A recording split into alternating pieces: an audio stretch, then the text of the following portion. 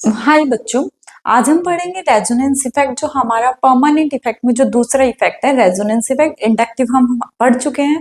अब एक बचा है resonance and other one is hyper conjugation. उसके बाद हम टेम्परेरी इफेक्ट देखेंगे, इलेक्ट्रोमैग्नेटिक इफेक्ट। ठीक है, तो आज हम बात करते हैं बच्चों रेजोनेंस इफेक्ट की। ये होता क्या है? तो जैसे ये मॉलिक्यूल है बच्चों, इसमें आपसे पूछा जाए ए और बी में किसकी बॉन्ड लेंथ ज्यादा है, ये बताना है। Bond length of A and B बताना है हमें। तो हम क्या देखेंगे कि एक तो डबल बॉन्ड है और एक सिंगल बॉन्ड है। तो हमें पता है डबल बॉन्ड की बॉन्ड लेंथ होती है वो कम होती है as compare to single bond. Single bond की ज्यादा होती है, तो हम कहेंगे बी ज्यादा है ए से। बट बच्चों ये गलत हो जाएगा, क्योंकि अब देखो यही अरेंजमेंट है। इस स्ट्रक्चर को हम कैसे बना सकते हैं? O double bond single bond इस तरीके से है। तो हम इसको कैसे देखेंगे? ये बॉन्ड मान लो यहाँ चला जाएगा, तो ये क्या बन जाएगा? ओ, ये सिंगल, और ये क्या हो जाएगा? डबल। तो ए और बी, अब ये देखो, एक जो सिंगल था वो तो डबल हो गया और जो डबल था वो सिंगल हो गया। तो बच्चों इसमें जो बॉन्ड लेंथ आएगी वो ए इज इक्वल टू बी। जो ए की बॉन्ड लेंथ होगी वही बी की बॉन्ड लेंथ होगी। तो हम इसको कैसे एक्सप्लेन करेंगे? तो यही बोला है, तब हम एक सिंगल स्ट्रक्चर की हेल्प से किसी भी मॉलिक्यूल की प्रॉपर्टी को एक्सप्लेन ना कर पाए, तो उस टाइम हमें और स्ट्रक्चर्स की नीड होती है उस मॉलिक्यूल की प्रॉपर्टीज को एक्सप्लेन करने के लिए। तो उन्हीं स्ट्रक्चर्स को हम बोलते हैं कैनोनिकल स्ट्रक्चर और रेजोनेटिंग स्ट्रक्चर। तो बच्चों क्या बोला, तब सिंगल लेवल स्ट्रक्चर से हम किसी की भी प्रॉपर्टी, किसी भी मॉलिक्यूल की प्रॉपर्टी को एक्सप्लेन ना कर पाए, उस टाइम हमें और स्ट्रक्चर की नीड होती है और उन्हीं स्ट्रक्चर्स को हम कैनोनिकल स्ट्रक्चर और रेजोनेटिंग स्ट्रक्चर बोलते हैं। ठीक है, अब बात करते हैं जो हमारे रेजोनेटिंग स्ट्रक्चर बन रहे हैं ये हाइपोथेटिकल होते हैं, मतलब इनमें बहुत जल्दी बॉन्ड ब्रेकिंग और बॉन्ड फॉर्मेशन होता है। तो these resonating structure are hypothetical structure but resonance hybrid. इसमें जो रेजोनेंस हाइब्रिड बच्चों हम बनाएंगे वो कैसे बनाएंगे? ओ, एक दूसरे कलर से बताती हूँ, रुको ग्रीन ले लेती हूँ। तो यदि हमें इसका रेजोनेटिंग स्ट्रक्चर बनाना हो तो कैसे बनेगा? देखो ओ, ये वाला बॉन्ड ऐसे, ये वाला ऐसे, तो ये वाला बॉन्ड टूट रहा है और ये वाला बॉन्ड बन रहा है। तो जो आपका ये स्ट्रक्चर हुआ ना बच्चों, ये रेजोनेटिंग स्ट्रक्चर हुआ। तो रेजोनेंस हाइब्रिड स्ट्रक्चर हुआ। तो रेजोनेंस हाइब्रिड स्ट्रक्चर बनेगा वो रियल स्ट्रक्चर होता है, और जितने भी रेजोनेटिंग स्ट्रक्चर होते हैं वो हाइपोथेटिकल स्ट्रक्चर होते हैं। ये चीज आप ध्यान रखना। अब बात आते हैं कि रेजोनेंस होगा कैसे, किसमें होगा किसमें नहीं होगा, वो कैसे पता चलेगा? तो बच्चों जैसे आपका पी ऑर्बिटल है, तो जब भी पी ऑर्बिटल की साइड वाइज ओवरलैपिंग हो रही होगी, तो पैरेलल पोजीशन, पी ऑर्बिटल की पैरेलल पोजीशन आपस में उनकी ओवरलैपिंग हो रही होगी, इंटरमिक्सिंग हो रही होगी, उस टाइम बच्चों आपका रेजोनेंस होएगा। जैसे कि ये है CH2 positive O double bond, तो इसमें लोन पेयर है और ये पॉजिटिव हो गया, तो इसके जो पी ऑर्बिटल है वो वैकेंट हो गया और ये क्या हो गया? फिल हो गया। तो ये जो लोन पेयर है ये यहाँ पे जाएंगे। ठीक है, तो यहाँ पे क्या हो जाएगा? रेजोनेंस हो जाएगा। जैसे ये वाला केस है, तो ये पी ऑर्बिटल हो गए, तो ये पी ऑर्बिटल तो आपस में भी बॉन्ड बना रहे हैं। ठीक है, और अब ये है, ये क्या हो गया? वैकेंट हो गया। ये पाई ऑर्बिटल हो ना बच्चों, पाई ऑर्बिटल ये डबल बॉन्ड की वजह से, और ये वैकेंट पी ऑर्बिटल हो गया, तो ये आपस में इंटरमिक्सिंग करेंगे। तो ये इंटरमिक्सिंग करने की वजह से इसमें रेजोनेंस होगा। डबल बॉन्ड को यहाँ भेज दो। ठीक है, इस तरीके से रेडिकल वाला हो जाएगा, ये यहाँ चला जाएगा। ठीक है, जैसे ये वाला है नेगेटिव यहाँ जाएगा, डबल बॉन्ड यहाँ जाएगा। तो इस तरीके से इसमें क्या बोला, कब आपका रेजोनेंस होगा? तब parallel position of P orbital आपस में इंटरमिक्सिंग करेंगे, उस वाले केस में रेजोनेंस होगा। और रेजोनेंस के लिए क्या कंडीशन है? कोई भी वैकेंट ऑर्बिटल और कोई भी फिल ऑर्बिटल आपस में इसमें पाई इलेक्ट्रॉन का ट्रांसफॉर्मेशन होगा, उस वाले केस में क्या होगा? रेजोनेंस हो जाएगा। ठीक है, रेजोनेंस में बच्चों डिलोकेलाइजेशन होती है पाई बॉन्ड की, पाई इलेक्ट्रॉन की। तो पाई डिलोकेलाइजेशन तो सिग्मा बॉन्ड की होती है, तो क्या बनता है? इंडक्टिव इफेक्ट बनता है सिग्मा बॉन्ड की वजह से। बट पाई बॉन्ड की वजह से क्या होता है? पाई बॉन्ड के डिलोकेलाइजेशन की वजह से क्या होगा? आपका रेजोनेंस इफेक्ट। तो हम अब कंडीशन की बात करते हैं कि रेजोनेंस इफेक्ट के लिए क्या क्या कंडीशन है जो रिस्पॉन्सिबल होती है। तो बच्चों आप बात करते हैं कंडीशन ऑफ रेजोनेंस की, रेजोनेंस के लिए क्या क्या कंडीशन है जो रिस्पॉन्सिबल होगी किसी भी मॉलिक्यूल में। कौन सी कंडीशन है जिनकी हेल्प से हम पता कर सकते हैं कि इस मॉलिक्यूल में रेजोनेंस होगा और इस मॉलिक्यूल में रेजोनेंस नहीं होगा। तो देखते हैं।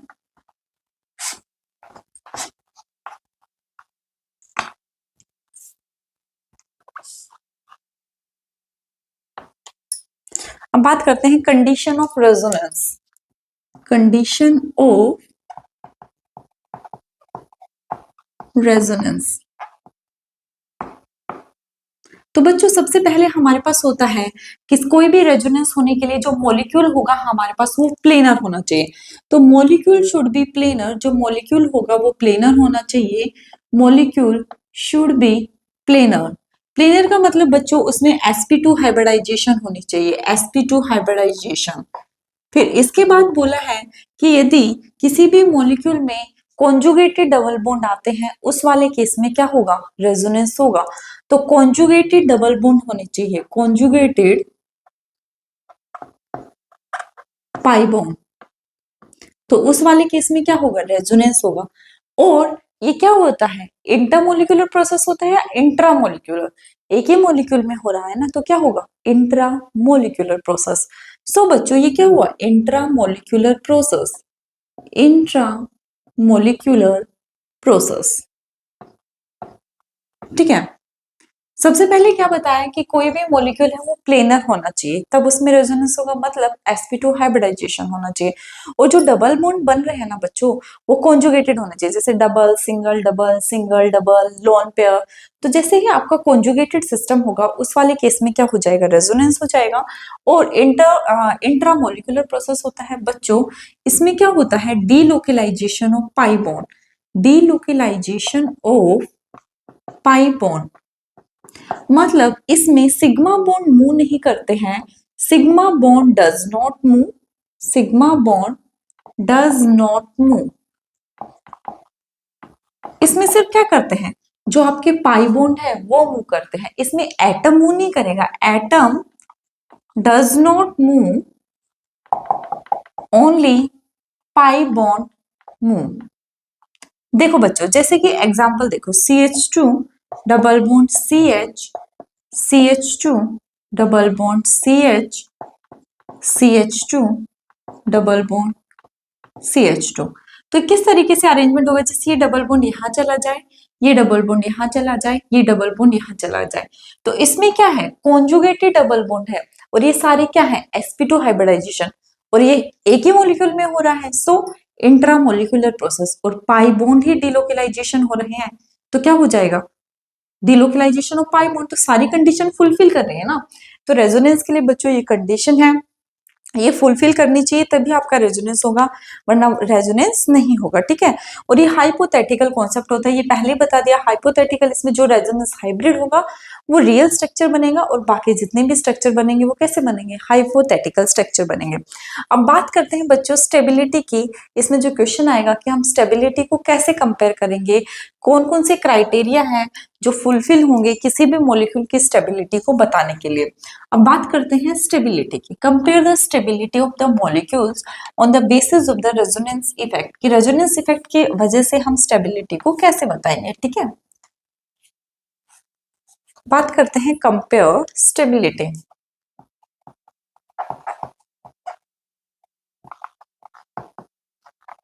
तो बच्चों इसमें सबसे पहले पॉइंट होगा कि किसी भी मॉलिक्यूल की हम स्टेबिलिटी किस पॉइंट से एक्सप्लेन कर रहे हैं।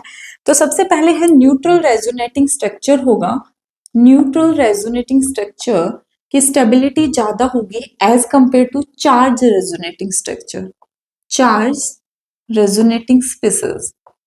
इसका मतलब क्या है बच्चों, मान लो आपके पास दो स्ट्रक्चर दे दिए, एक में कोई भी चार्ज नहीं है, एक न्यूट्रल है, और दूसरी मान लो कैटाइन है, एनाइन है, फ्री रेडिकल किसी भी फॉर्म में है, तो न्यूट्रल वाली ज्यादा स्टेबल होगी एज कंपेयर टू जो इंटरमीडिएट वाली स्टेट आपको दी है। ठीक है, ये वाला पॉइंट, जैसे क्वेश्चन स्टेबिलिटी का पूछा तो सबसे पहले पॉइंट क्या लगाओगे कि चार्ज स्पीसीज होगी वो कम स्टेबल होगी as compare to neutral species. अब बात करते हैं stability of the resonating structure, stability of, जैसे बहुत सारे रेजोनेटिंग स्ट्रक्चर दे दिए तो उसमें हम कैसे पता चलाएंगे, तो stability of resonating structure directly proportional to number of pi bond. बच्चों जितने नंबर ऑफ पाई बॉन्ड होंगे जितनी ज्यादा, उतने ही रेजोनेटिंग स्ट्रक्चर ज्यादा बनेंगे और वो मॉलिक्यूल उतना ही ज्यादा स्टेबल बनेगा।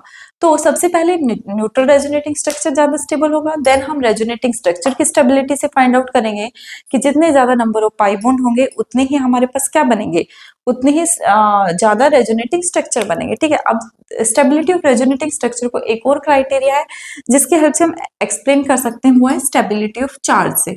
It is directly proportional to stability of charge. इसका क्या मतलब है बच्चों, स्टेबिलिटी ऑफ चार्ज। मान लो कोई भी नेगेटिव चार्ज स्पीसीज है, उसका हमें बताना है। तो जैसे नाइट्रोजन हो गया, ऑक्सीजन हो गया, फ्लोरीन हो गया और कार्बन हो गया। तो इन वाले केसेस में सबसे ज्यादा स्टेबल कौन सा होगा? नेगेटिव चार्ज इलेक्ट्रोनेगेटिव एटम के पास है तो वो ज्यादा स्टेबल होगा। तो ये हो गया, देन ऑक्सीजन, देन नाइट्रोजन। यदि बच्चों हम ग्रुप के टॉप टू डाउन बात करें तो टॉप टू डाउन कैसे होगा? जैसे कि फ्लोरीन, क्लोरीन, ब्रोमीन, आयोडीन के केस में बात की जाए तो बच्चों यदि हम लेफ्ट टू राइट चाहते हैं उस वाले केस में इलेक्ट्रोनेगेटिव का कॉन्सेप्ट देखते हैं, बट टॉप टू डाउन चाहते हैं तो हम साइज का कॉन्सेप्ट देखते हैं, because size is the predominant factor as compare to the electronegative. Electronegative में इतना ज्यादा चेंज नहीं आता, टॉप टू बॉटम चाहते हैं, बट साइज में प्रीडोमिनेंटली चेंज आता है। तो इस वाले केस में जो बच्चों ऑर्डर आएगा वो आएगा फ्लोरीन, क्लोरीन, ब्रोमीन, आयोडीन। ये आप याद रखना कि लेफ्ट टू राइट हम इलेक्ट्रोनेगेटिव का कॉन्सेप्ट लगाते हैं, बट यदि हम टॉप टू बॉटम जा रहे हैं तो हम साइज को प्रीडोमिनेंट फैक्टर लेंगे और उसके हेल्प से हम एक्सप्लेन करेंगे, क्वेश्चन को सोल्व करेंगे। ठीक है, इसके बाद आता है चार्ज सेपरेटिंग रेजोनेटिंग स्ट्रक्चर ज्यादा स्टेबल होंगे। चार्ज सेपरेटिंग रेजोनेटिंग स्ट्रक्चर, इसका क्या मतलब है बच्चों? सेपरेटिंग रेजोनेटिंग स्ट्रक्चर, इसका मतलब है बच्चों जो लाइक चार्ज है वो तो दूर होने चाहिए और अनलाइक चार्ज पास पास में होंगे तो वो ज्यादा स्टेबल होंगे। Like charges far away is more stable, far away is more stable. On the other side opposite charge होंगे ना बच्चों, opposite charge species nearby are more stable, nearby is more stable. इसका मतलब क्या क्या बताया कि मान लो आपके पास एक स्पीसीज है उसमें पॉजिटिव चार्ज है, मतलब लाइक चार्ज है। तो लाइक चार्ज बच्चों जितना दूर होगा उतना ज्यादा आपका मॉलिक्यूल स्टेबल होगा। लेकिन मान लो एक पॉजिटिव है एक नेगेटिव है, यदि positive negative means opposite charge जितने पास मॉलिक्यूल उतना ज्यादा स्टेबल। तो हम स्टेबिलिटी के 3-4 पॉइंट हैं, इनके हेल्प से एक्सप्लेन करेंगे। सबसे पहले हम क्या देखेंगे, neutral species is more stable than charge species. Then हम देखेंगे कि रेजोनेटिंग स्ट्रक्चर है हमारे पास 5 है, उनमें कैसे फाइंड आउट करेंगे, जिसमें जितने ज्यादा पाई बॉन्ड बन रहे होंगे वो उतनी ही ज्यादा स्टेबल होगी। इसके बाद हम देखेंगे चार्ज वाला कॉन्सेप्ट, यदि नेगेटिव चार्ज है या पॉजिटिव चार्ज है। मतलब नेगेटिव चार्ज हुआ तो वो ज्यादा इलेक्ट्रोनेगेटिव एटम पे स्टेबल होगा, और टॉप टू डाउन का केस दिया है तो जितना साइज जितना ज्यादा बड़ा उतना ज्यादा स्टेबल होगा। अब बात करते हैं चार्ज सेपरेटिंग स्पीसीज, इसमें क्या बताया, लाइक चार्जेस तो दूर दूर और अपोजिट चार्ज पास में होंगे वो ज्यादा स्टेबल होंगे बच्चों। अब कुछ ये जो 3-4 क्राइटेरिया हैं इसके हेल्प से हम फाइंड आउट कर लेंगे। अब कुछ टर्म्स हैं जो इस चैप्टर में फ्रिक्वेंटली यूज होंगे, उस टर्म्स को देखते हैं, जैसे लोकलाइज, डीलोकलाइज, ब्रैड्स रूल, ये सब चीजें हम देखते हैं कि इनमें होता है। छोटे छोटे टर्म है, ये देख लो एक बार कि इन टर्म्स का मतलब क्या होता है। आई थिंक ये तो आपको क्लियर हो गया ना कि स्टेबिलिटी को हम कैसे एक्सप्लेन करेंगे। कोई भी मॉलिक्यूल दे रखा होगा, हम किन क्राइटेरिया से उसकी स्टेबिलिटी को डिफाइन करेंगे, कैसे क्वेश्चन को सोल्व करेंगे। ठीक है, अब हम देखते हैं लोकलाइज और डीलोकलाइज क्या होता है। लोकलाइज डबल बॉन्ड और डीलोकलाइज डबल बॉन्ड क्या होते हैं।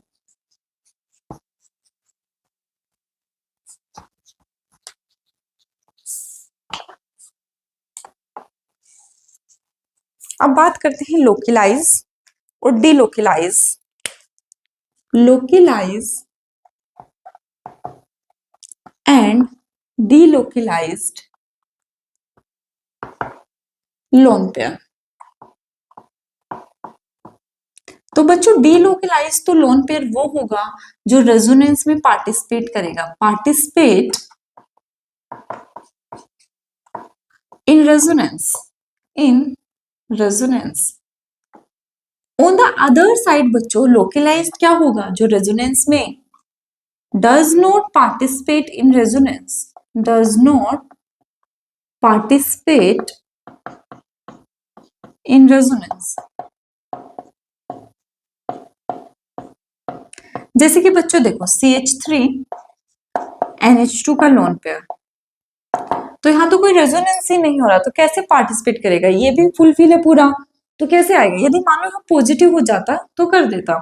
यदि हम इसकी बात करें जैसे कि CH2 CH double bond CH2 then NH2, तो ये बच्चों कैसे कर जाएगा? ये लोन पेयर ये यहाँ आ जाएगा, ये यहाँ आ जाएगा, तो इसने पार्टिसिपेट कर दिया ना रेजोनेंस में। जो लोन पेयर रेजोनेंस में पार्टिसिपेट कर देगा उसको बोलेंगे डीलोकलाइज्ड लोन पेयर, और जो पार्टिसिपेट नहीं करेगा उसको बोलेंगे लोकलाइज्ड लोन पेयर। अब बात करते हैं, ये समझ आ गया ना लोकलाइज और डीलोकलाइज। अब बात करते हैं ब्रैड्स रूल की, कि ब्रैड्स रूल क्या होता है। ठीक है, ब्रैड्स रूल देखते हैं। ब्रैड्स रूल, तो बच्चों ब्रैड्स रूल कहता है कि कोई भी ब्रीजिंग हेड होगा उसके ऊपर उस डबल बॉन्ड नहीं आना चाहिए या फिर कोई भी चार्ज नहीं आना चाहिए। जैसे कि मान लो हम साइक्लोहेक्सेन लेते हैं, तो ये आपका ब्रीजिंग हेड है, तो इसमें यही बोला है कि जो ब्रीजिंग हेड होता है इसके साथ ना तो डबल बॉन्ड आना चाहिए ना ही चार्ज स्पीसीज आनी चाहिए। मतलब यदि ये स्ट्रक्चर ऐसे बनाया जाता है, ब्रीजिंग हेड वाली पोजीशन, यदि मान लो ऐसे डबल बॉन्ड दे दिया जाएगा तो वो गलत होगा। इसमें यही बोला है कि ब्रीजिंग हेड के ऊपर, ब्रीजिंग हेड के साथ कभी भी डबल बॉन्ड और कोई भी चार्ज नहीं आता है। इसी को ब्रैड्स रूल एक्सप्लेन करता है। एक जैसे कि इसमें कि ये भी होता है, यदि हम ये वाला स्ट्रक्चर बनाएं तो यहाँ भी डबल बॉन्ड नहीं आ सकता, ये ब्रीजिंग हेड हो गया। तो जैसे ही कोई भी ब्रीजिंग हेड हुआ उसके साथ डबल बॉन्ड या फिर कोई भी चार्ज नहीं आता है, यही ब्रैड्स रूल एक्सप्लेन करता है। बस ये टर्म याद करना, कभी भी आप कन्वर्जन वगैरह करोगे तो उस वाले केस में यही ध्यान रखना है कि हमें ब्रैड्स रूल है इसको वॉयलेट नहीं करना है। ठीक है, ये हमेशा अप्लाई होगा ऑल ओवर ऑर्गेनिक केमिस्ट्री। ठीक है, इसके बाद बात करते हैं इक्विवेलेंट रेजोनेंस। इक्विवेलेंट रेजोनेंस क्या होता है, ये समझ आ गया ना। ब्रैड्स रूल क्या है, लोकलाइज क्या है, डीलोकलाइज लोन पेयर क्या है, छोटे छोटे टर्म्स है, ये आपको बेसिकली पता होनी चाहिए। ठीक है,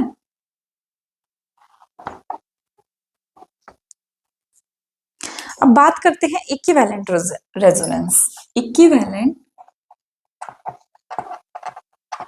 रेजोनेंस,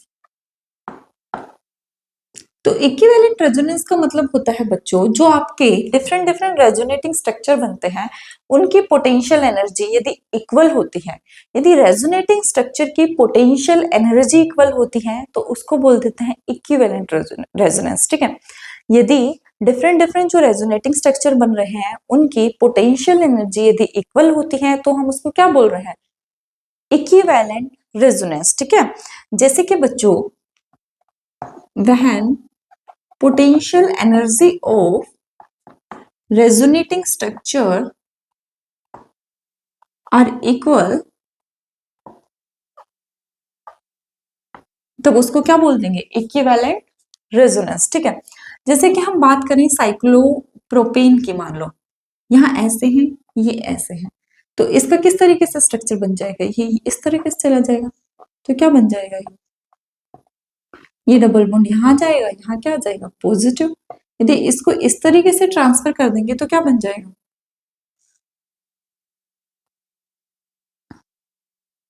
ये बॉन्ड यहाँ चला गया और ये पॉजिटिव कहाँ चला गया बच्चों, यहाँ चला गया। इस तरीके से यदि इसको यहाँ करेंगे तो पॉजिटिव यहाँ आ जाएगा। तो ये क्या है, इक्विवेलेंट रेजोनेंस है। इन स्ट्रक्चर के बच्चों पोटेंशियल एनर्जी इक्वल है, तो किसी भी रेजोनेटिंग स्ट्रक्चर की पोटेंशियल एनर्जी इक्वल होती है उसको क्या बोलते हैं, इक्विवेलेंट रेजोनेंस। समझ आ गया। सबसे पहले हमने पढ़ा लोकलाइज और डीलोकलाइज लोन पेयर, देन पढ़ा ब्रैड्स रूल, और अब हमने क्या पढ़ा, इक्विवेलेंट रेजोनेंस। ये होता क्या है, अब आता है एक्सटेंडेड एंड क्रॉस कॉन्जुगेशन। क्या होता है extended and cross conjugation.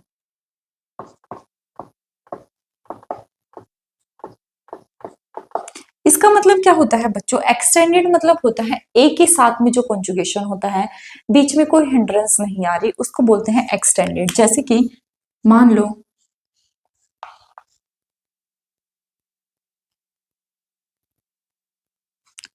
Double single double single double single, this is extended conjugation. यदि क्रॉस कॉन्जुगेशन की बात करें, डबल सिंगल डबल सिंगल,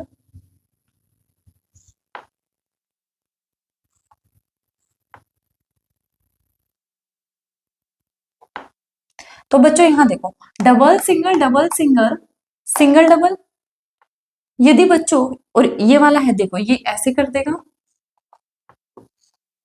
और ये वाला कैसे हो जाएगा, ये ऐसे ही चला जाएगा। तो यहाँ पे इसमें देखो एक ही साथ एक ही तरफ कंजुगेशन हो रहा है, या तो ऐसे या फिर ऐसे। बट इस वाले में बच्चों ये वाला डबल बॉन्ड है, ये वाला डबल बॉन्ड है, ये इस तरीके यहाँ भी कॉन्जुगेशन में जा रहा है और इस तरफ भी कॉन्जुगेशन में जा रहा है। तो जहां पे डिफरेंट डिफरेंट कॉन्जुगेशन होगा, अलग अलग डायरेक्शन में कॉन्जुगेशन होगा, उसको बोलते हैं क्रॉस कॉन्जुगेशन। और जहां एक ही तरीके से कॉन्जुगेशन हो, एक ही सिधाई में कॉन्जुगेशन हो, एक ही रो में कॉन्जुगेशन हो, उसको बोलेंगे, क्या बोलेंगे, एक्सटेंडेड कॉन्जुगेशन। और जहां डिफरेंट डिफरेंट पाथ फॉलो हो रहे हो, वहां बोलेंगे क्रॉस कॉन्जुगेशन। ठीक है, ये वाली टर्म समझ आ गई। अब आता है जो रेजोनेंस का, जो हम जो इतना रेजोनेंस रेजोनेंस पढ़ रहे हैं, इसका जो इफेक्ट होता है उसको हम क्या बोलते हैं, मिजोमेरिक इफेक्ट बोलते हैं बच्चों। उसको इंडक्टिव इफेक्ट बोल रहे थे, जो रेजोनेंस की वजह से जो इफेक्ट जनरेट होता है उसको मिजोमेरिक इफेक्ट बोलते हैं। जैसे हमने इंडक्टिव में दो पढ़े थे, एक पढ़ा था प्लस आई, एक पढ़ा था माइनस आई। ऐसे ही मिजोमेरिक में दो होते हैं, एक होता है प्लस एम, एक होता है माइनस एम। तो हम वही पढ़ेंगे कि प्लस एम कौन शो करेगा और माइनस एम कौन शो करेगा, मिजोमेरिक इफेक्ट में होता क्या है, वही वाली चीज स्टडी करेंगे, मिजोमेरिक इफेक्ट। जो रेजोनेंस की वजह से इफेक्ट जनरेट होता है, जो पाई बॉन्ड की वजह से इफेक्ट जनरेट होता है, उसको क्या बोल रहे हैं, मिजोमेरिक इफेक्ट। Mesomeric effect.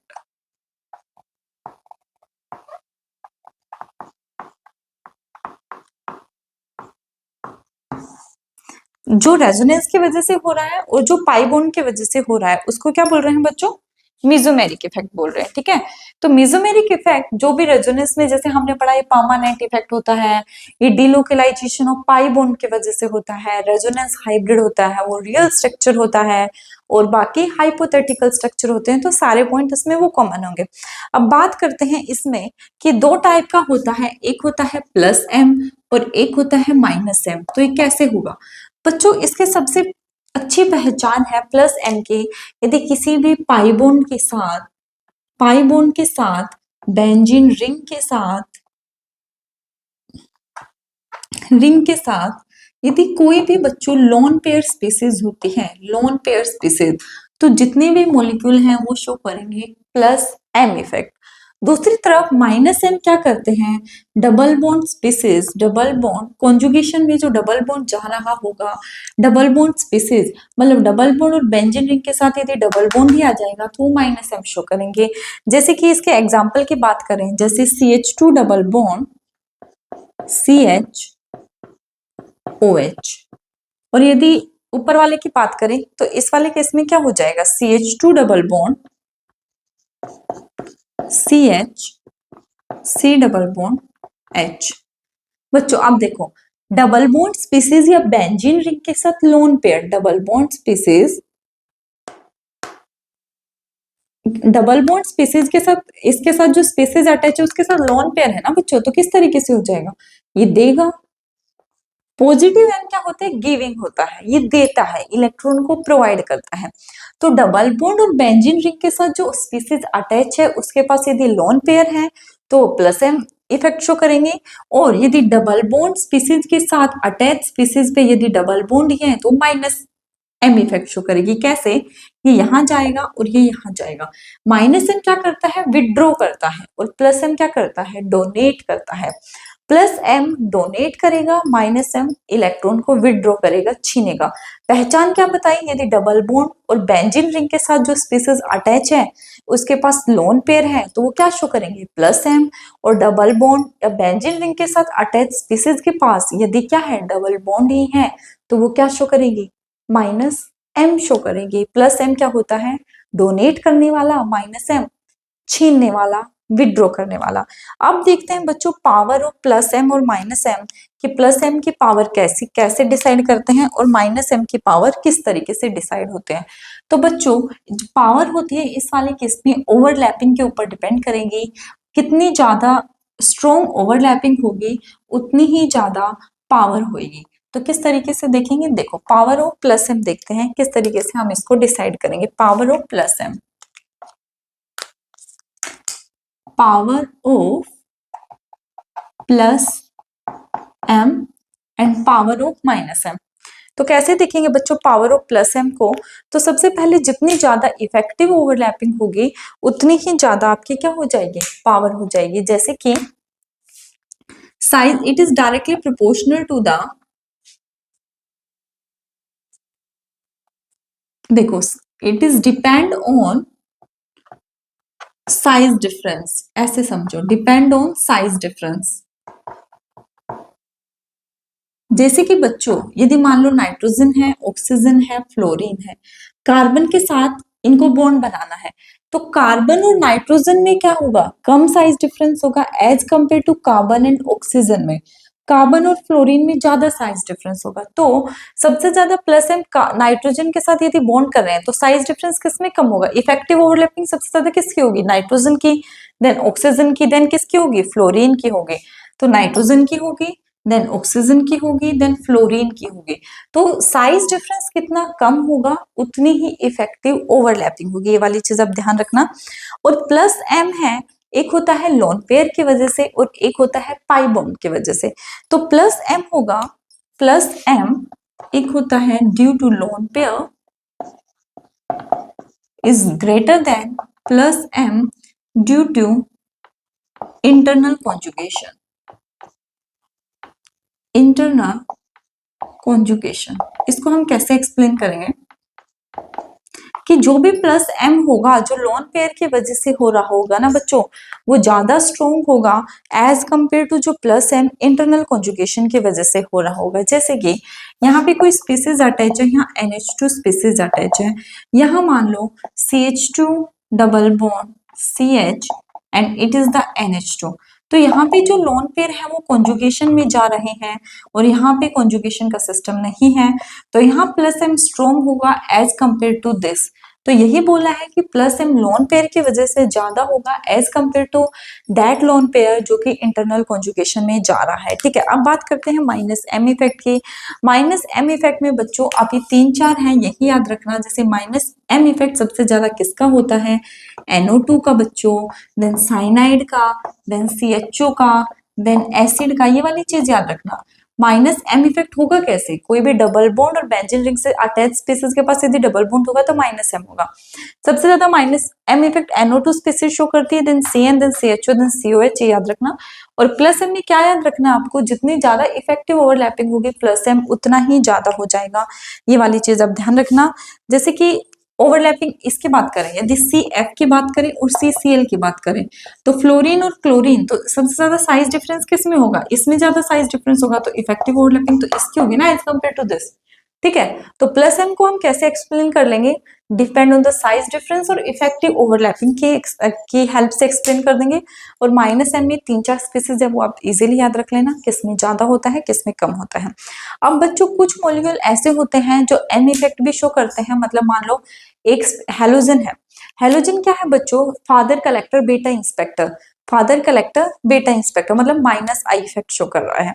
तो और एम क्या? उसके पास लोन पेयर है, वो गिविंग है, तो क्या करेगा? Plus M. तो जैसे हेलोजन की स्पीसीज है ना बच्चों, वो क्या शो कर रही है? प्लस एम शो कर रही है और माइनस आई शो कर रही है। अब फंडा आता है कि प्लस एम को लें या माइनस आई को लें। तो जैसे कि इस हेलोजन के केस में एक स्पेसिफिक केस होता है, वैसे तो बच्चों एम इफेक्ट ज्यादा प्रीडोमिनेट करता है as compare to inductive effect. But कुछ कुछ एक्सेप्शन है जो हमें ध्यान रखने हैं। जैसे कि जो हेलोजन का केस होता है, इसको कैमेलियन भी बोलते हैं, हेलोजन को कैमेलियन। किसको बोल रहे हैं? हेलोजन को। तो इस वाले केस में क्या हुआ बच्चों? एक होगा प्लस एम इफेक्ट और एक होता है माइनस आई इफेक्ट। तो इसमें जो प्लस एम इफेक्ट होगा और माइनस आई इफेक्ट, तो इसमें minus I effect is predominant factor as compare to the mesomeric effect. But second period की हम बात करते हैं, सेकेंड पीरियड की नाइट्रोजन और ऑक्सीजन के केस में, उस वाले केस में बच्चों plus M is predominant factor as compare to the inductive effect. ये वाली चीज याद रखना कि कुछ केसेस ऐसे होते हैं नाइट्रोजन और ऑक्सीजन के जिसमें प्लस एम प्रीडोमिनेटिंग फैक्टर करेगा as compare to the inductive, but इन हैलोजन के केस में माइनस आई इफेक्ट ज्यादा प्रीडोमिनेटिंग फैक्टर शो करेगा as compare to mesomeric effect. अब बात करते हैं बच्चों आपके रेजोनेंस इफेक्ट के कुछ स्पेशल पॉइंट के, जिनके हेल्प से हम क्वेश्चंस को सोल्व करेंगे, जैसे एसिडिक स्ट्रेंथ वगैरह की चीजें हुई, ऑर्थो इफेक्ट वाली चीजें हुई, वो वाली देखते हैं कि इनको हम कैसे एक्सप्लेन करेंगे। तो सबसे पहले हम देखते हैं एसिडिक स्ट्रेंथ बच्चों।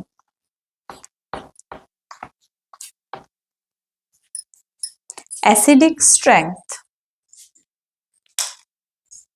कुछ स्पेशल पॉइंट। सबसे पहले बच्चों आपका जो रेजोनेंस इफेक्ट है does not operate at Meta position. ये मेटा पोजीशन के ऊपर नहीं लगेगा, ऑपरेट एट मेटा पोजीशन। इसका क्या मतलब हुआ? इसका मतलब हुआ बच्चों जैसे आपकी बेंजीन रिंग है तो ये आपकी ऑर्थो पोजीशन होती है, ये आपकी पैरा पोजीशन होती है, दिस इज द ऑर्थो, ये पैरा, और ये वाली पोजीशन बच्चों होती है, इसको बोलते हैं मेटा पोजीशन। तो इसमें बोला है कि मेटा पोजीशन पे रेजोनेंस है ये लगेगा ही नहीं। क्यों, ऐसा क्यों है? देखो जैसे यदि हम यहाँ पे ले ले हेलोजन कह रही हूँ OH, मतलब डोनेटिंग ग्रुप ले लिया, एक बार विड्रॉइंग ग्रुप ले लेंगे, तो देखो इसमें क्या हुआ, लोन पेयर यहाँ गए, ये बॉन्ड यहाँ गया, तो ये किस तरीके से स्ट्रक्चर बना, ये बना आपका,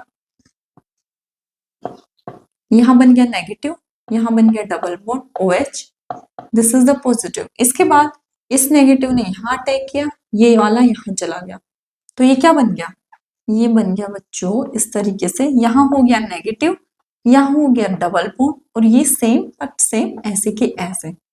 अब इस वाले नेगेटिव ने यहाँ अटैक किया, इस वाले डबल बॉन्ड ने यहाँ अटैक किया, तो ये किस तरीके से बना, ये बना, यहाँ बना नेगेटिव, ये यहाँ आ गया, ये यहाँ आ गया, और यहाँ क्या आ गया, OH पॉजिटिव। इसके बाद बच्चों इस वाले डबल बॉन्ड ने यहाँ अटैक किया और इसने यहाँ किया, तो ये क्या बना, ये बना OH। तो बच्चों ये देखो आपका नेगेटिव कहाँ का आया है, नेगेटिव इस पोजीशन पे आया है, इस पोजीशन पे, इस पोजीशन पे, मतलब जो नेगेटिव चार्ज है वो कहाँ का आया है, ऑर्थो पे आया है और पैरा पे आया है, मेटा पर तो आया ही नहीं। इसी तरीके से बच्चों यदि आप इसका देखोगे CHO का, मान लो C डबल बॉन्ड OH, तो इसमें किस तरीके से अरेंजमेंट होगा, ये सिंगल बॉन्ड यहाँ जाएगा, ये यहाँ जाएगा, तो ये कैसे बनेगा, ये बनेगा CO नेगेटिव H, ये यहाँ चला गया डबल बॉन्ड, यहाँ से गया यहाँ हो गया पॉजिटिव, यहाँ ऐसे। अब इसका यहाँ करोगे तो ये किस तरीके से बन जाएगा, स्ट्रक्चर देखो किस तरीके से बनेगा, ये बनेगा और यहाँ क्या हो जाएगा पॉजिटिव, और ये क्या हो जाएगा CO नेगेटिव H। इस तरीके से बच्चों इसका पूरा रोटेशन कराओगे, इसके बाद ये क्या हो जाएगा, ये यहाँ पे अटैक कर जाएगा, ये वाला डबल बॉन्ड यहाँ अटैक कर जाएगा, यहाँ पे ये वाली स्पीसीज बन जाएगी। तो आपका इसी का ही अटैक कराते रहोगे तो आप ये देखोगे कि ऑर्थो पैरा पोजीशन पे पॉजिटिव चार्ज आ रहा है, मतलब मेटा पोजीशन पे ना तो नेगेटिव चार्ज आ रहा है ना ही पॉजिटिव चार्ज आ रहा है। तो यही रीजन है कि जो आपका रेजोनेंस इफेक्ट है वो मेटा पोजीशन पे एप्लीकेबल ही नहीं होता है, यही वाला रीजन। इसमें देखो बच्चों कैसे, क्या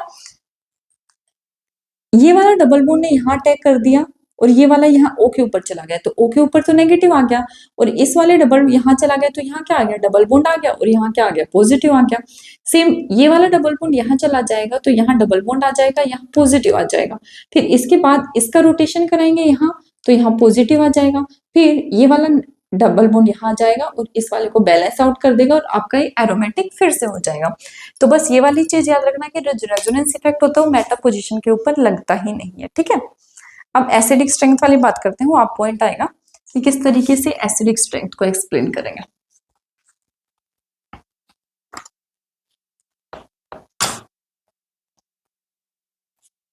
देखो, जैसे कि आपके पास ये है C double bond O H, ठीक है। यदि मान लो यहाँ पे हमारे पास ग्रुप है, कोई भी मान लो जैसे फ्लोरीन है, तो एसिडिक स्ट्रेंथ हमें एक्सप्लेन करनी है, तो ये हो जाएगा C double bond O negative and fluorine. एक यदि आपके पास ये है COOH,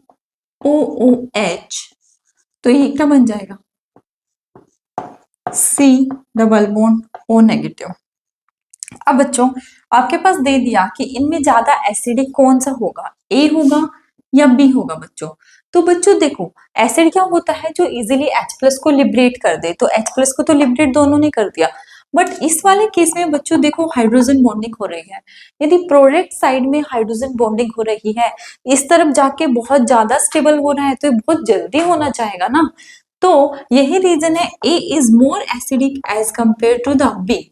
लेकिन ऑन द अदर साइड बच्चों हम बात करें कि जैसे कि ये वाला केस है,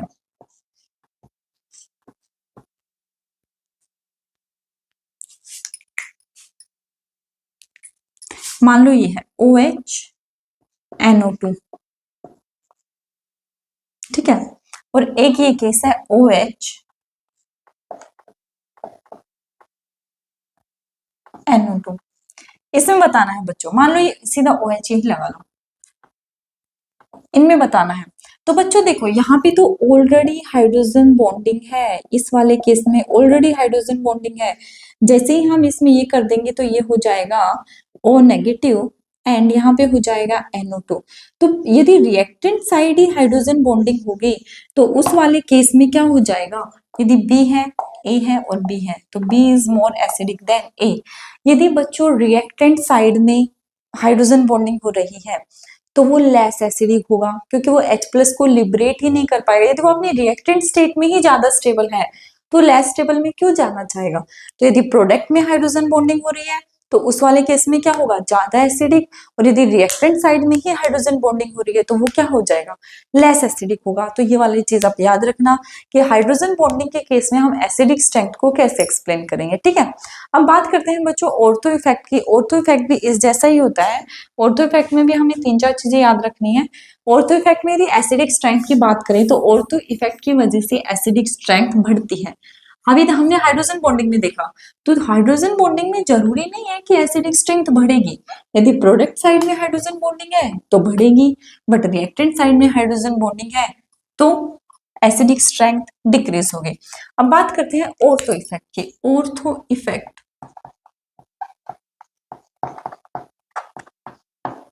तो ऑर्थो इफेक्ट में बच्चों क्या होता है, जैसे कि आपके पास एसिड है, मान लो C double bond O H, और यहाँ पे मान लो कोई भी G ग्रुप है। एक मान लो हमारे पास सिंपल COOH है, C double bond O H, तो हमें इनकी एसिडिक स्ट्रेंथ बतानी है, मतलब H प्लस को लिबरेट करा दो। तो ये क्या बन गया, C O नेगेटिव, और यहाँ पे कोई ग्रुप अटैच है। इस वाले केस में क्या होगा, ये भी H प्लस को लिबरेट कर देगा, तो ये क्या बन जाएगा, C double bond O negative. अब बच्चों देखो, जो ये नेगेटिव चार्ज है, कोई भी चार्ज स्पीसीज है वो न्यूट्रल होना चाहिए ना। तो मान लो ये यहाँ आएगा और ये यहाँ आएगा, ठीक है। सेम इस वाले केस में भी ये यहाँ आएगा, ये यहाँ आएगा। अब बच्चों देखो, ये बेंजीन रिंग है, तो बेंजीन रिंग का डबल बॉन्ड है, मान लो ये यहाँ आया और ये भी यहाँ आया, लेकिन इस वाले केस में ये वाला डबल बॉन्ड यहाँ नहीं आएगा। क्यों बच्चों, यदि जी ग्रुप हमारे पास बल्कि होगा ना तो बेंजीन रिंग को क्या कर देगा, आउट ऑफ द प्लेन कर देगा, नॉन प्लेनर कर देगा। तो उस वाले केस में क्या हो जाएगा, जो जी है बेंजीन रिंग है वो आउट ऑफ द प्लेन हो जाएगी, और बेंजीन रिंग रेजोनेंस में पार्टिसिपेट नहीं करेगी। तो सिर्फ रेजोनेंस में कौन पार्टिसिपेट करेगा, ओ नेगेटिव पार्टिसिपेट करेगा, और ये नेगेटिव चार्ज जल्दी स्टेबल हो जाएगा। तो एसिडिक स्ट्रेंथ इसकी ज्यादा हो जाएगी एज कंपेयर टू दिस, ए की ज्यादा हो जाएगी बी से। बट जो जी ग्रुप है ना बच्चों, वो क्या होना चाहिए, बल्कि होना चाहिए। कंडीशन यही है कि जी ग्रुप है वो बल्कि ही होना चाहिए। अब आप बात करते हैं बल्कि ग्रुप क्या होते हैं बच्चों, आपका hydrogen, deuterium, tritium, nitrogen, fluorine, ये तो आपके बल्कि बॉन्ड में आते ही नहीं है। बल्कि में जैसे कोई भी आपके पास, यदि बल्कि की बात करें तो बल्कि में कौन कौन से एटम आ जाते हैं, यदि बल्कि की बात करें तो बल्कि में जैसे टर्शरी ब्यूटाइल हो गया, कोई भी बल्कि ग्रुप लगा लो, जैसे कि इथाइल लगा लो, CH3 यदि टर्शरी ब्यूटी लगा लो, यहाँ मिथाइल, यहाँ मिथाइल, यहाँ methyl, these are the bulky group बच्चों। लेकिन these hydrogen, deuterium, tritium, nitrogen, fluorine, these are the, ये क्या है, ये बल्कि ग्रुप नहीं है, तो ये तो बेंजीन रिंग है, उसको आउट ऑफ द प्लेन ही नहीं कर पाएंगे, तो आउट ऑफ प्लेन नहीं कर पाएंगे तो रेजोनेंस में पार्टिसिपेट करेंगे। हमारा मेन प्रोटोकॉल क्या है कि बेंजीन रेजोनेंस में पार्टिसिपेट नहीं करना चाहिए, तो जी को बल्कि कर दो, रेजोनेंस में पार्टिसिपेट नहीं करेंगे तो एसिडिक स्ट्रेंथ इंक्रीज हो जाएगी। और जी है बच्चों ऑर्थो पे लगी होनी चाहिए, ऑर्थो पे लगी होगी तभी ऑर्थो इफेक्ट एप्लीकेबल होगा, ठीक है। अब कुछ एप्लीकेशंस आती हैं रेजोनेंस इफेक्ट की, लास्ट है फिर रेजोनेंस इफेक्ट कंप्लीट हो जाएगा। एप्लीकेशन की बात करते हैं बच्चों, तो जैसे कि आपके इलेक्ट्रोफिलिक सब्स्टिट्यूशन रिएक्शन होती है जो हम आगे पढ़ेंगे, तो इलेक्ट्रोफिलिक सब्स्टिट्यूशन रिएक्शन में रेट पूछा जाता है तो कैसे डिसाइड करते हैं, वो डिसाइड होता है इलेक्ट्रॉन डेंसिटी से। जितनी ज्यादा इलेक्ट्रॉन डेंसिटी होगी उतनी ही ज्यादा क्या हो जाएगी, rate of electrophilic substitution reaction हो जाएगी। एप्लीकेशन की बात करते हैं, एप्लीकेशन जैसे बच्चों देखो, rate of electrophilic substitution reaction, rate of electrophilic substitution reaction is directly proportional to electron density on benzene ring। जैसे कि बच्चों एक एग्जांपल देखो, यदि एक एग्जांपल की बात करते हैं, यदि मान लो आपके पास ये है OH, एक मान लो NO2 और एक मान लो हैलोजन, तो इसमें इलेक्ट्रॉन डेंसिटी हमें बतानी है। तो OH में बच्चों आपको पता है कौन सा इफेक्ट है, lone pair, so it is the plus M effect. NO2 क्या शो करता है, NO2 शो करता है -M। हैलोजन के केस में बताया कौन सा इफेक्ट प्रीडोमिनेंट होता है, -I इफेक्ट। तो देने वाला कौन सा है, +M, तो A है वो तो सबसे ज्यादा होगा। अब बात करते हैं -M की और -I के बच्चों, तो -M स्ट्रॉन्ग विड्रॉइंग होता है, तो -M ज्यादा छीन लेगा, तो ये इलेक्ट्रॉन डेंसिटी को बहुत ज्यादा कम कर देगा, तो A के बाद C देन B, ठीक है ना बच्चों। हमें क्या करना है, इलेक्ट्रॉन डेंसिटी ज्यादा करनी है ना, तो इलेक्ट्रॉन डेंसिटी सबसे ज्यादा तो ए वाला ही करेगा। फिर ये तो बहुत ज्यादा छीनने वाला है, तो ये तो बहुत ज्यादा छीन लेगा, ये थोड़ा कम छीनने वाला है, ठीक है। तो ये इसका क्या ऑर्डर आ जाएगा, ACB। तो rate of electrophilic substitution reaction यही होता है कि बेंजीन रिंग के ऊपर जितनी ज्यादा इलेक्ट्रॉन डेंसिटी होगी उतना ही ज्यादा क्या हो जाएगा, रेट हो जाएगा। अब बात करते हैं बच्चों स्टेबिलिटी ऑफ इंटरमीडिएट की। यदि मान लो आपके पास कार्बोकैटायन स्पीसीज है, कार्बन एनायन स्पीसीज है और फ्री रेडिकल है, तो इसमें डायरेक्टली प्रोपोर्शनल हो जाएगा +M के और इनवर्सली -M के, and this is the directly proportional to the -M and inversely proportional to the +M। Radical की बात करें, it is the +M and inversely proportional to the -M। These are the some applications of mesomeric effect जो आपको ध्यान रखनी है, ठीक है। यहाँ पे हमारा मेसोमेरिक इफेक्ट कंप्लीट हो जाता है। इसके बाद हम पढ़ेंगे हाइपर कॉन्जुगेशन इफेक्ट, जो कि आपका परमानेंट इफेक्ट का लास्ट वाला इफेक्ट बचा है, ठीक है। इसके बाद क्या बचेगा आपका इलेक्ट्रोमेरिक इफेक्ट, जो कि टेम्परेरी इफेक्ट है, ठीक है।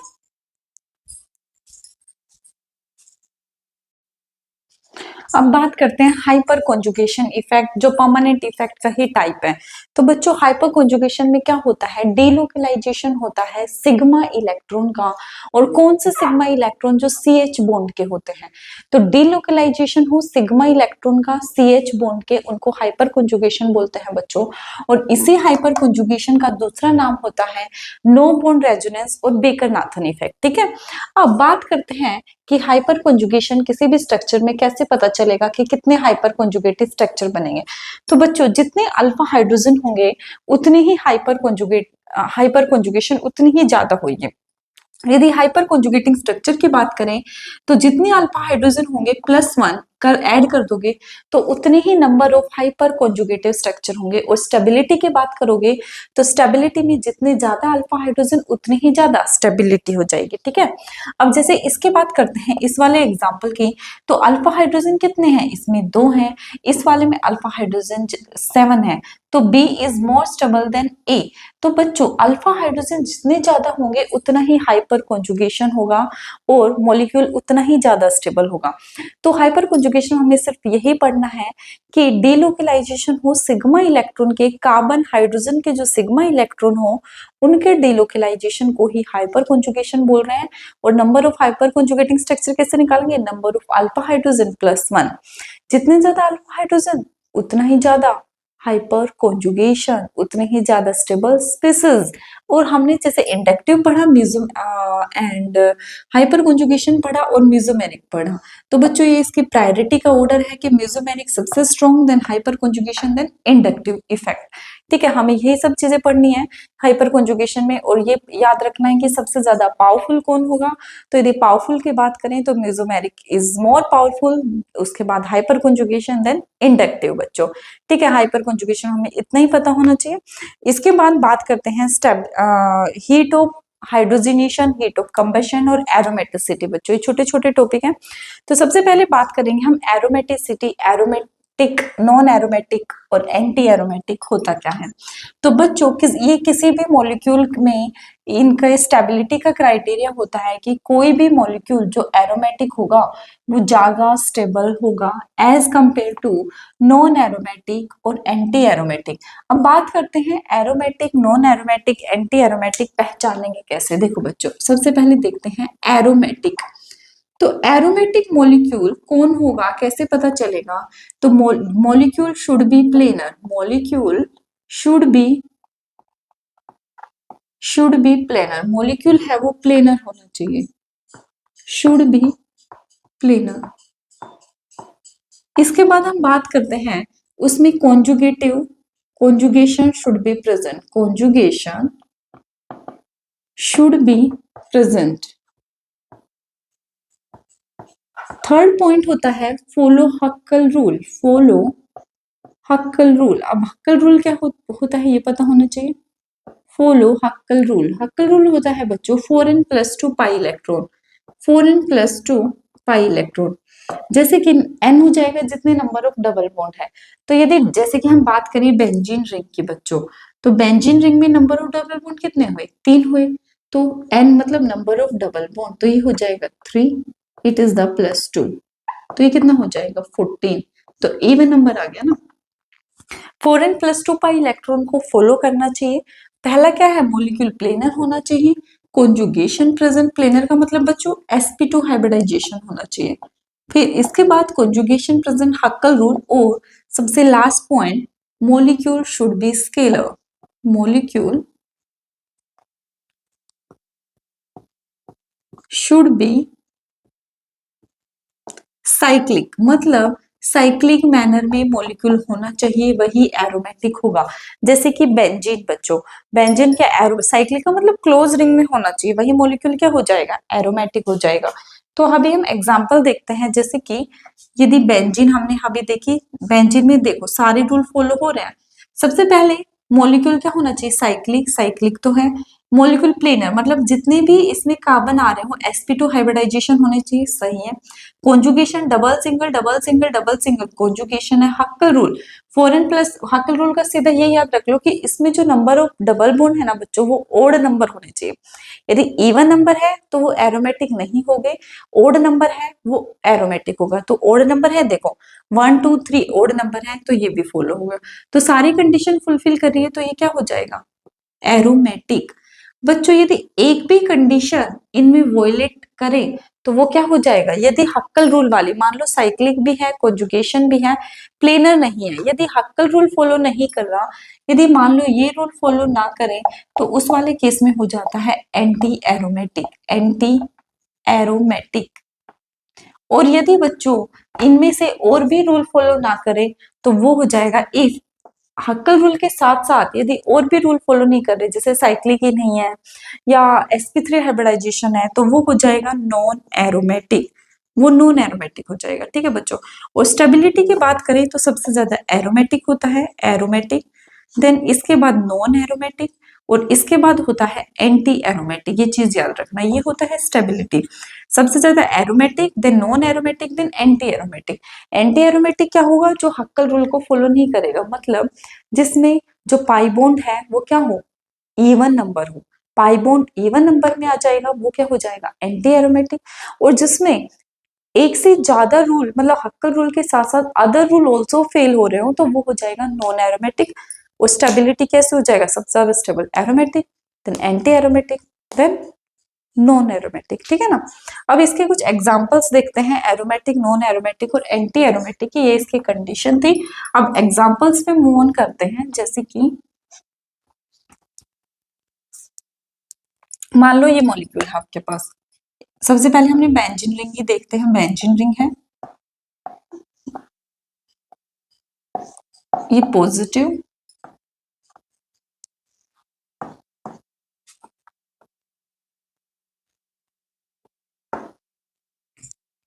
और मान लो ये,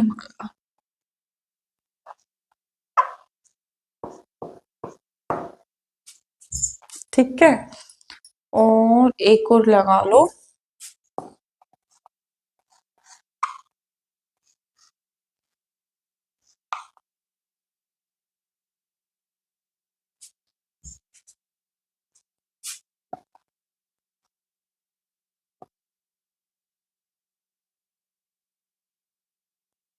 हम्म। अब बच्चों इनमें बताओ कौन सा एरोमेटिक है, कौन सा नॉन एरोमेटिक है? पहला क्या है? सारे साइक्लिक है, पहला रूल फॉलो हो रहा है। दूसरा रूल है कि इसमें sp2 हाइब्रिडाइजेशन होने चाहिए बच्चों। तो इसमें भी सारे sp2 हाइब्रिडाइजेशन है, इसमें भी sp2 है, इसमें भी sp2, सारे sp2, मतलब दूसरा रूल भी फॉलो हो रहा है। तीसरा है कि कॉन्जुगेशन लगातार होना चाहिए। तो बच्चों इन सब में double single single double single, लगातार कॉन्जुगेशन नहीं है। डबल सिंगल, इसमें तो लगातार है, इसमें भी लगातार है, तो इसमें रूल को फॉलो नहीं किया, सेकंड वाला। थर्ड रूल क्या कह रहा था हमारा? कि हक्कल रूल को फॉलो करना चाहिए, मतलब even number of double bond नहीं होने चाहिए, odd number of double bond होने चाहिए। तो 1 2 3 odd number of double bond है, इसमें भी 1 है ओड नंबर, इसमें 2, ये नहीं किया, इसमें 2, 1 2 3 एंड 4 ये भी नहीं किया हक्कल रूल को।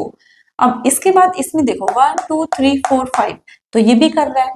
तो इसका मतलब बच्चों ये हो गया एरोमेटिक।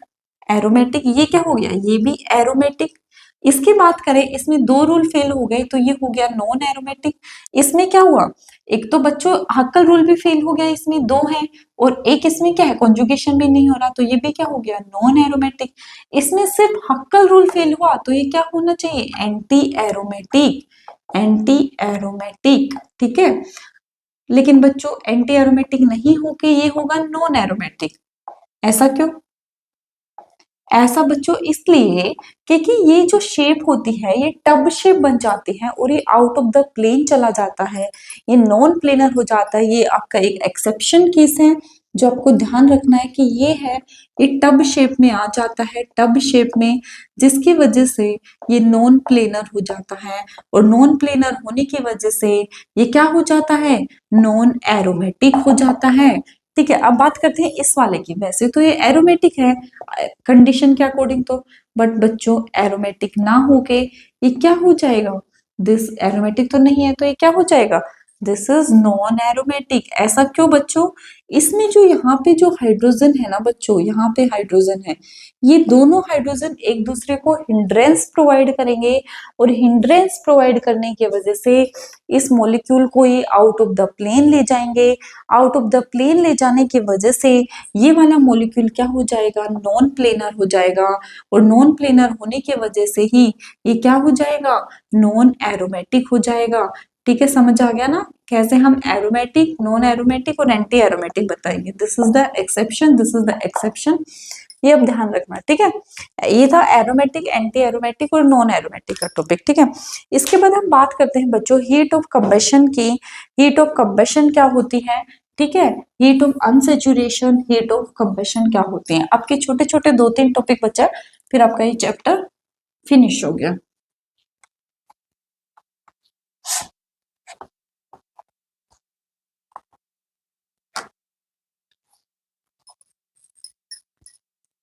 अब बात करते हैं heat of combustion and heat of hydrogenation. तो सबसे पहले हीट ऑफ हाइड्रोजनेशन की बात करते हैं, हीट ऑफ हाइड्रोजनेशन। तो हीट ऑफ हाइड्रोजनेशन का मतलब होता है बच्चों, अनसैचुरेटेड से हमें सैचुरेटेड में कन्वर्ट करना है। अनसैचुरेटेड से किस में कन्वर्ट करना है? सैचुरेशन में कन्वर्ट करना है। तो अनसैचुरेटेड से सैचुरेटेड में कन्वर्ट करने के लिए जितनी हीट एनर्जी हमारे पास रिलीज होती है उसी को बोलते हैं हीट ऑफ हाइड्रोजनेशन। इस प्रोसेस में जितनी एनर्जी रिलीज होगी, जितनी energy release during this process,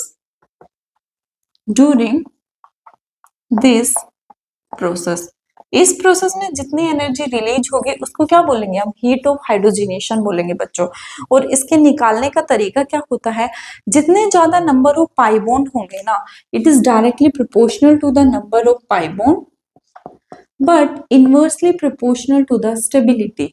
inversely proportional to the stability. Heat of hydrogenation निकालने का मतलब यही है, जितने ज्यादा नंबर ऑफ पाई बॉन्ड उतनी ज्यादा हीट ऑफ हाइड्रोजनेशन। और स्टेबिलिटी मतलब अल्कीन की स्टेबिलिटी देखेंगे, यदि अल्कीन जितना ज्यादा स्टेबल होगा हीट ऑफ हाइड्रोजनेशन उतनी ही कम आएगी। ठीक है, heat of hydrogenation is inversely proportional to the stability बच्चों। इसके बाद हम देखते हैं heat of combustion. Heat of combustion में क्या हो जाएगा? सेम इसी टाइप का हीट ऑफ कंबशन होता है। हीट ऑफ कंबशन में भी एनर्जी रिलीज होती है। Heat of combustion, heat of combustion इसका मतलब होगा बच्चों, यदि CH4 को हम ऑक्सीजन के प्रेजेंस में जला रहे हैं तो ये क्या हो जाएगा? CO2 plus H2। तो इस प्रोसेस में जितनी भी एनर्जी रिलीज होगी, energy release during this process, energy release during this process is known as the heat of combustion. During this process is known as the heat of combustion. इस process में जो energy release होगी उसको heat of combustion, और इस process में जितनी energy release होगी उसको हीट ऑफ हाइड्रोजनेशन। अब हीट ऑफ कंबशन किसके डायरेक्टली प्रोपोर्शनल होता है? It is directly proportional to number of carbon atom. जितने कार्बन एटम होंगे उतनी ही ज्यादा स्टेबल होगी नंबर ऑफ कार्बन एटम।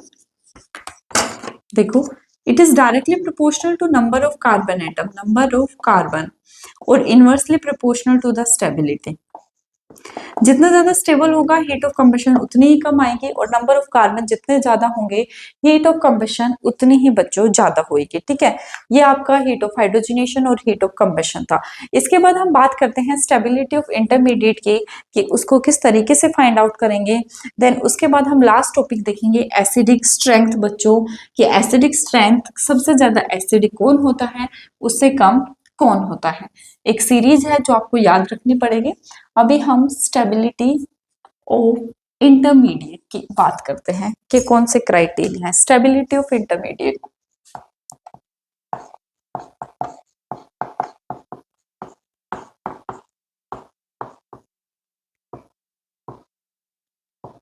बच्चों इसमें सबसे पहला पॉइंट हम देखेंगे, ध्यान से देखना, ये सबसे मेन है। सबसे पहला पॉइंट होगा बैक बॉन्डिंग के डायरेक्टली प्रोपोर्शनल। बैक बॉन्डिंग, सबसे पहले हम बैक बॉन्डिंग का कॉन्सेप्ट देखेंगे।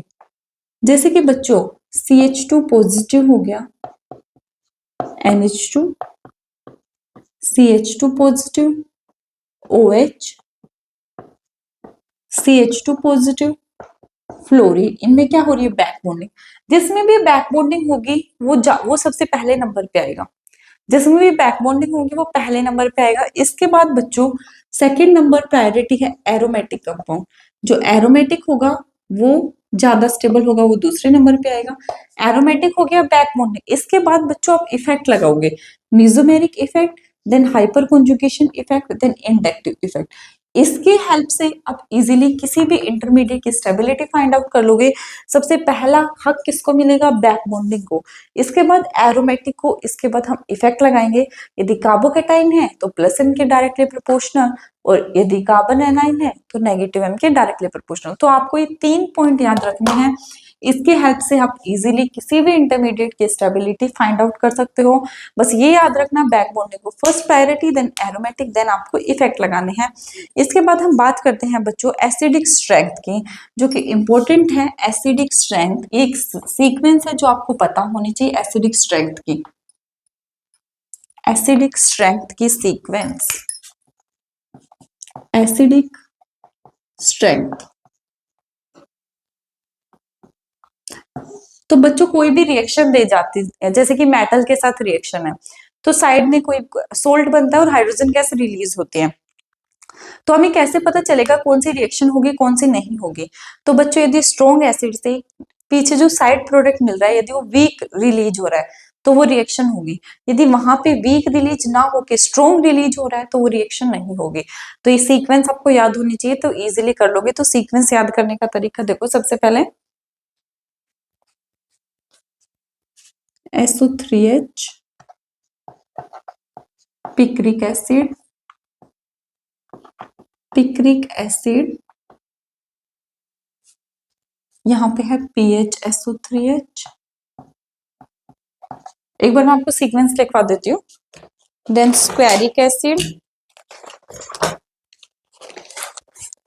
Then स्क्वेरिक acid,